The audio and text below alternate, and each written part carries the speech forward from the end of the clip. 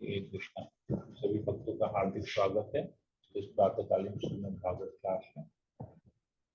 31 number श्लोक तक हमने पढ़ा था, जहाँ पर भगवान बताते हैं कि ये ज्ञान जो है भगवान से संबंधित ज्ञान अत्यंत गोपनीय है और इसे केवल भक्ति से समझा जा सकता है। तो भगवान और आगे क्या बताते हैं ब्रह्मा जी को, ये हम लोग आज पढ़ेंगे। ओम ज्ञानतिमिरान्धस्य ज्ञानाञ्जनशलाकया चक्षुरुन्मीलितं येन तस्मै श्रीगुरवे नमः। नमो विष्णुपादाय विष्णुदेशाय भूतले श्रीमते भक्तिवेदान्त स्वामिनिति नामिने नमस्ते सरस्वती देवी गौरवाणी चारिणे विशेष हे कृष्ण करुणा सिंधु दीनबंधु जगत्पते गोपेश गोपिका कांचन कांचन गौरांगी राधे वृंदावनेश्वरी पुष्पानुसुते देवी नाम पंचाकल्पतरुभ्यश्च कृपा सिन्धुभैव च पतितानां पावनेभ्यो वैष्णवेभ्यो नमो नमः। जय श्री कृष्ण चैतन्य प्रभु नित्यानंद अद्वैत गदाधर श्रीवासादि गौर भक्तवृंद। हरे कृष्ण कृष्ण कृष्ण हरे हरे हरे राम राम की जय। ओम नमो भगवते वासुदेवाय। ओम नमो भगवते वासुदेवाय। ओम नमो भगवते वासुदेवाय। श्रीमद्भागवतम अध्याय 9 श्लोक नंबर 32।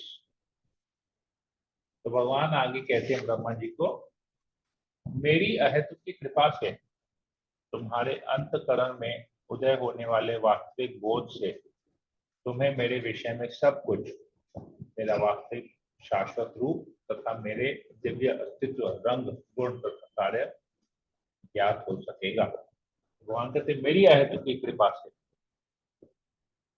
तुम्हारे अंतकरण में, मतलब तुम्हारे हृदय में सब कुछ तुम जान पाओगे। मैं तुम्हारे पर कृपा करूंगा। क्या क्या जान पाओगे? मेरा वास्तविक शाश्वत रूप क्या है, मेरे गुण क्या है, मेरे कार्य लीलाएं क्या है, मेरा रंग क्या है। तात्पर्य कोई पढ़ लेगा? हरे कृष्ण प्रभु जी पढ़ू। हाँ। परम सत्य श्री भगवान ऋषि ज्ञान की दुर्विता को समझने में सफलता का रहस्य श्री भगवान की अहेतुकी कृपा है।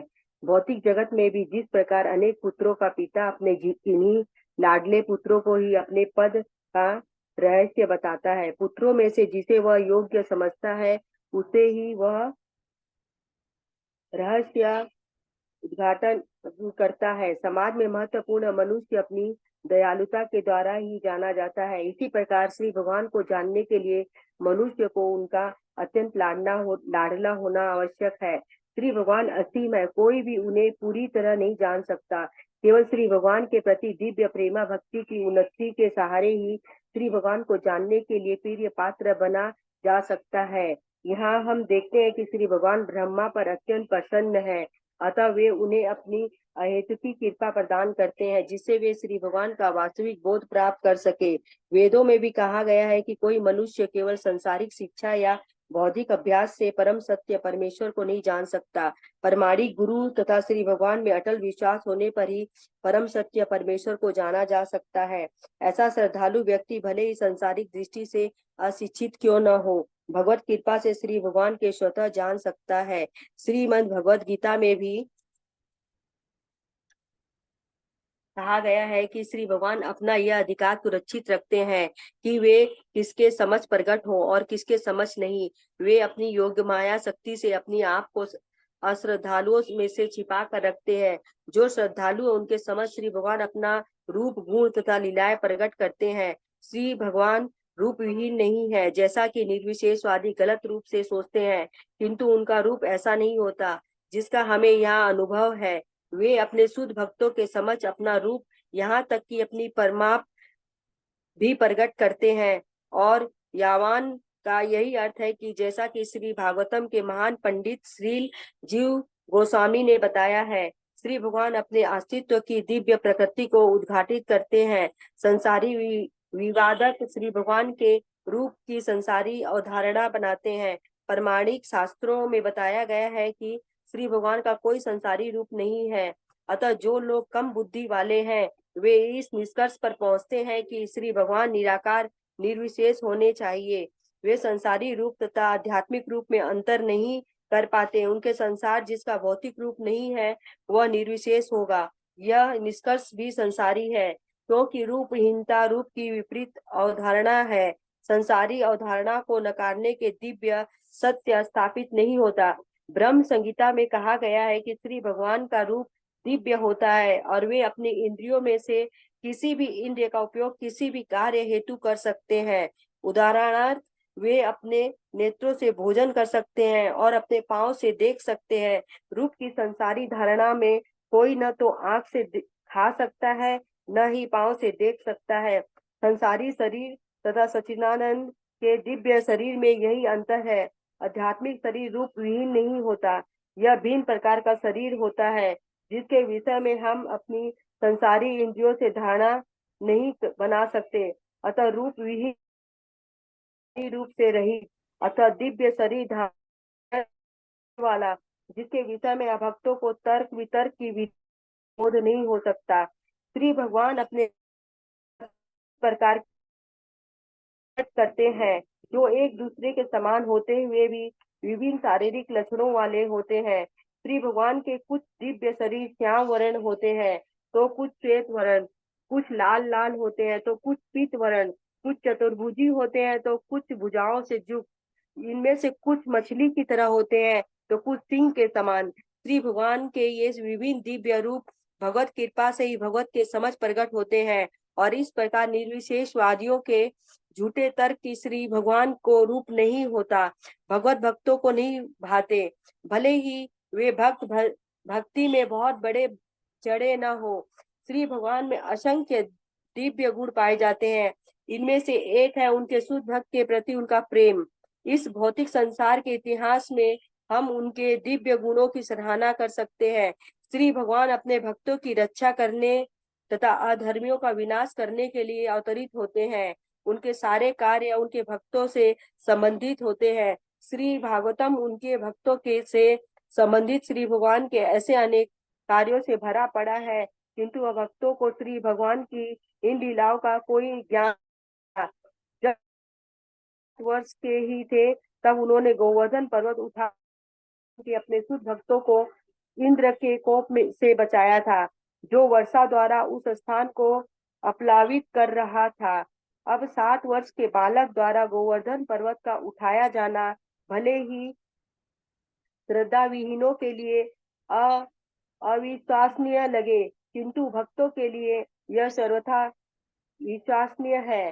भक्तों को श्री भगवान की सर्व शक्तिमत्ता पर विश्वास होता है जबकि श्रद्धा विहीन लोग कहते हैं कि श्री भगवान सर्वशक्तिमान है लेकिन फिर भी विश्वास नहीं करते। ज्ञानी लोग यह नहीं समझते कि श्री भगवान तो शाश्वत रूप से भगवान है और यह भी नहीं समझते कि कोई मनुष्य लाखों वर्ष तक ध्यान करके या करोड़ों वर्षों तक मानसिक चिंतन करके भी भगवान नहीं बन सकता। इस श्लोक से संसारिक विवादकों को निर्विशेष व्याख्या का पूर्ण रूप से खंडन हो जाता है क्योंकि यहाँ पर यह स्पष्ट उल्लेख हुआ है कि किसी व्यक्ति की तरह ही श्री भगवान के भी गुण रूप लीलाएं तथा कार्य होते हैं। श्री भगवान के दिव्य प्रकृति के ये सारे विवरण श्री भगवान के भक्तों द्वारा की जाने वाली वास्तविक अनुभूतियां होती है और ये श्री भगवान की अहेतुकी कृपा से केवल शुद्ध भक्तों को ही ज्ञात हो पाते हैं, अन्य किसी को नहीं। हरे कृष्ण प्रभु जी।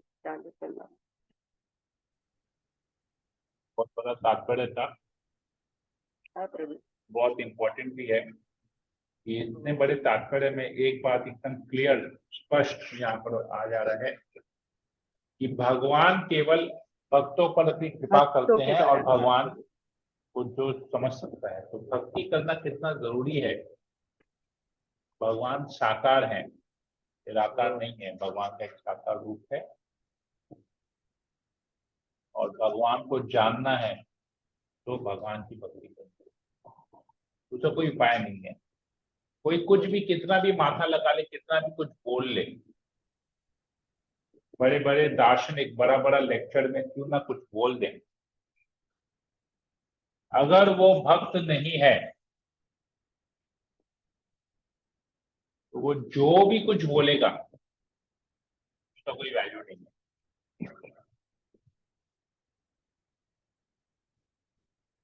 ये ठीक उसी प्रकार है, अगर कोई हमसे हमारे परिवार के किसी सदस्य के बारे में जानना चाहता है तो हम अपने परिवार के किसी सदस्य के बारे में तभी बोल सकेंगे जब हम उस सदस्य के साथ रहते हैं, उस सदस्य के साथ हम आदान प्रदान करते हैं, उस सदस्य के साथ हम प्रेम करते हैं, उस सदस्य की हम सेवा करते हैं, तभी हम उस सदस्य के बारे में किसी और को बता पाएंगे, उनके गुणों के बारे में बता पाएंगे, उनके कार्यों के बारे में।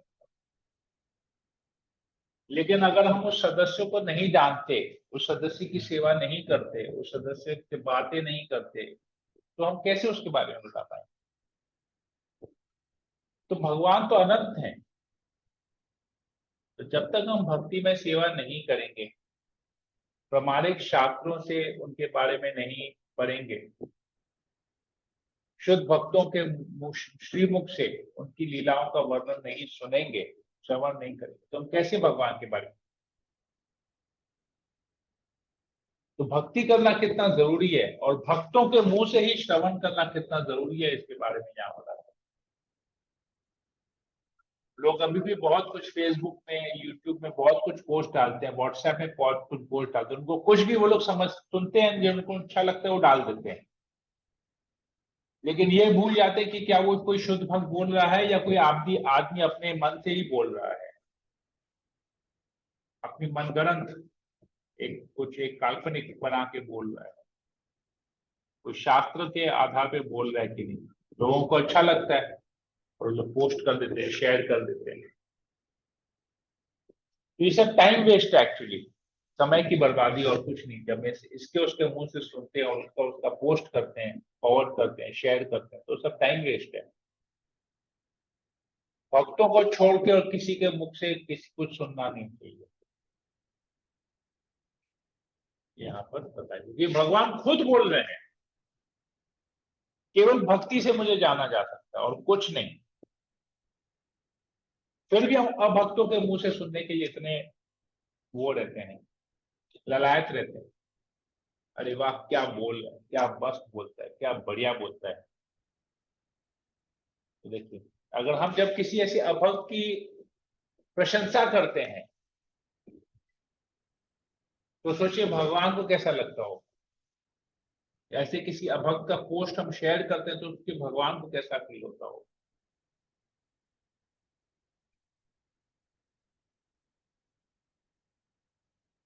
बहुत सूक्ष्म है और समझने लायक है ये बात,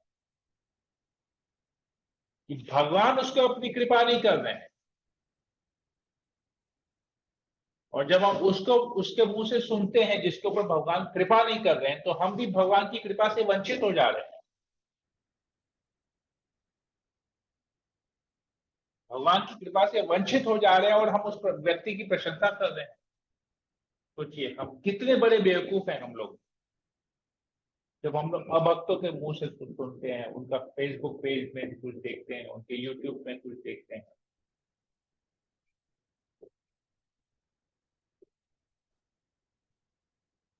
कि मनगढ़ंत बातों को हम सुनते हैं, लाइक करते हैं, शेयर करते हैं, व्हाट्सएप में डालते हैं। ये सब जब हम करते हैं तो हम स्वयं अपने आप को भगवान की कृपा से वंचित कर रहे हैं। बहुत जरूरी है ये समझना कि हमको किसका श्रवण करना चाहिए, किसका नहीं। अगला श्लोक पढ़ते हैं। हे ब्रह्मा, अच्छा यहीं पर ही रखते हैं, कुछ समय भी हो गया, क्वेश्चन आपका कुछ अगर हो तो कर लेते हैं, बहुत बड़ा तात्पर्य था। इधर प्रभुपाद जी बहुत अच्छे एक जगह लिखते हैं यहाँ पर, एंड में भगवान अपने भक्तों की रक्षा करने तथा अधर्मियों का विनाश करने के लिए अवतरित होते हैं। उनके सारे कार्य भक्तों से संबंधित होते हैं। श्रीमद् भागवत भक्तों से संबंध भगवान के ऐसे अनेक कार्यों से भरा पड़ा है, किंतु अभक्तों को भगवान की लीलाओं में का कोई ज्ञान भी नहीं होता। तो इससे यह पता चलता है कि हमको अगर हम किसी भक्त के बारे में या भगवान की किसी भी लीला के बारे में अगर हम बोलते हैं तो वो श्रीमद् भागवत पर आधारित होना चाहिए। भागवत, श्रीमद् भागवत सबसे मुख्य ग्रंथ है जिसमें भगवान और भक्तों की लीलाओं का वर्णन है। इसे उस पर आधारित होना चाहिए, बाहर का कुछ होना नहीं चाहिए। क्योंकि भक्तों के चरित्र के बारे में अगर हम चर्चा करते हैं तो हम में भी वैसा चरित्र आ जाता है। भगवान और भक्तों के बीच का जो प्रेम का संबंध अगर हम उसके बारे में चर्चा करते हैं तो हमें भी भगवान से प्रेम होता है।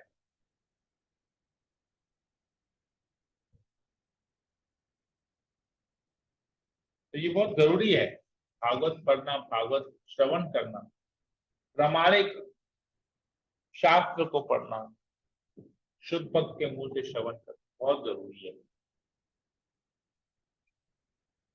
हमको किसके मुंह से सुनना चाहिए, क्या पढ़ना चाहिए, ये हमको अच्छी तरह से ज्ञात होना चाहिए, तभी हमको भगवान की कृपा मिलेगी।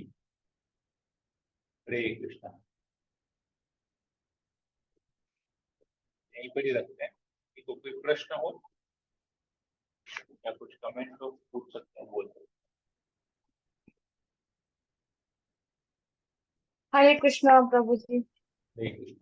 प्रभु जी, जो जैसे जो भक्ति में नए नए आए हैं उनको तो नहीं पता होता है कि कौन मतलब सही ज्ञान दे रहा है कौन नहीं। कई ऐसे हो लोग होते हैं, जैसे आपने पहले बोला था, जो पैसे लेके भागवतम सुनाते हैं वो कोई फलदायक नहीं होता, मतलब सही नहीं है वो तरीका, उसको सुनना नहीं चाहिए। लेकिन कई ऐसे भी लोग हैं जो बिना पैसे लिए बताते हैं। तो हमको कैसे पता चलेगा कि वो भागवतम का ही उद्देश्य मतलब शिक्षा दे रहे हैं या कुछ और? उनके आचरण से पता चलेगा। अभी जैसे अगर एक अगर डॉक्टर आपको बोलता है कि सिगरेट पीना सेहत के लिए हानिकारक है और स्वयं सिगरेट पी रहा है, तो आप उस डॉक्टर की बात मानेंगे क्या? नहीं प्रभु जी।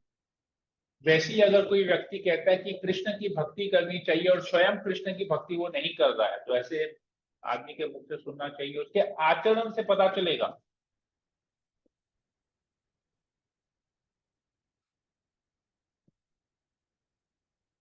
जैसे एक स्कूल का टीचर, अगर स्कूल का टीचर हाथ में पेंसिल लेके बोलता है ये पेंसिल है, तो वो सही है, तो हमको मान लेना चाहिए पेंसिल है। लेकिन अगर वो स्कूल का टीचर हाथ में पेंसिल पकड़ के बोलता है ये पेन है, तो उसका बात मानना चाहिए? नहीं मानना। आज हमारा जो सिलेबस आज हम लोग स्कूल में पढ़ते हैं, किसी भी बोर्ड एग्जाम का, चाहे वो दिल्ली बोर्ड हो, सीबीएसई बोर्ड हो, आईएससी बोर्ड हो, माध्यमिक हो, कोई भी हो, अगर वो टीचर उस बोर्ड का रेकमेंडेड जो सिलेबस है, उस सिलेबस के हिसाब से जो बुक है, अगर वो उसी बुक को पढ़ाता है तो वो टीचर ऑथेंटिक है। अगर वो टीचर बोलता नहीं ये बुक बेकार है, मैं तुमको जो पढ़ाऊंगा वो सही है, तो वो जेन्युइन नहीं। ये बहुत साधारण सा बात है, इसको समझना। तो आज अगर हमको भगवान के बारे में कोई कुछ बता रहा है तो वो उसको कोट करना चाहिए, उसको रेफरेंस देना चाहिए कि गीता में इतने अध्याय में इतने नंबर श्लोक में भगवान ये कहते हैं, भागवत के इस स्कंद के इस अध्याय के इस श्लोक में ये कहा गया है। अगर वो रेफरेंस नहीं देता है तो आपको पता चल जाना चाहिए कि वो अपने मन से बोल। Where is the reference? जो टीचर क्लास में पढ़ाता है, जो सिलेबस पढ़ाता है, वो स्कूल बुक को रेफर करता है, स्कूल के बुक को। ऑथोराइज है वो बुक, बोर्ड द्वारा ऑथोराइज है, स्कूल द्वारा ऑथोराइज है कि उसी बुक के बेस पे ही आपको पढ़ाना है, उसमें कुछ एडिशन कर सकते हैं या कुछ और कर सकते हैं उसको सिंप्लीफाई करने के लिए, लेकिन उस बुक के बाहर आप कुछ नहीं बोल सकते।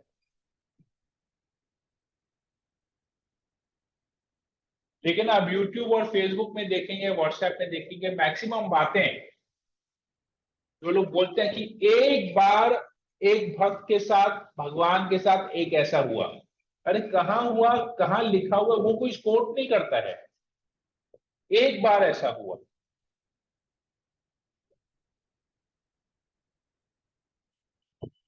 वंस अपॉन अ टाइम, कहां लिखा हुआ है वंस अपॉन अ टाइम वो नहीं पता, but once upon a time.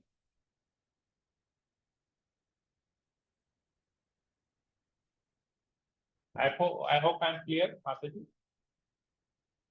जी प्रभु जी। और किसी को पूछना है?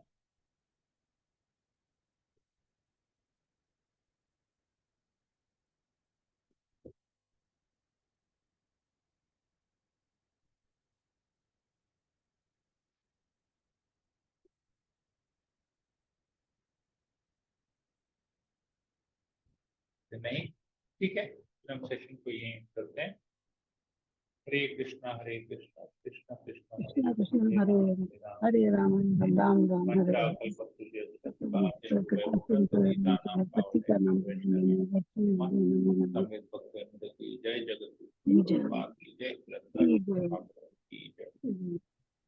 हरे कृष्ण दंडवत प्रणाम।